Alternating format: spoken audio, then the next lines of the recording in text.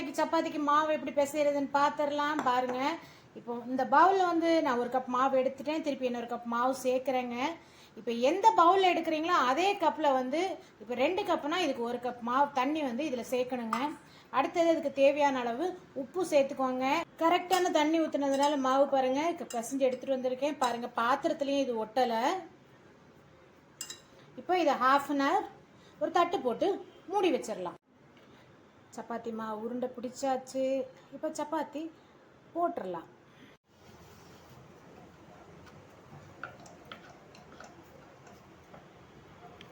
சப்பாத்தி போட்டாச்சு.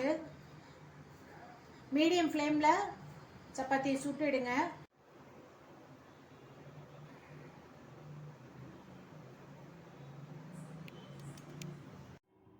சூப்பரான சாஃப்டான சப்பாத்தி ரெடி ஆயிடுச்சு.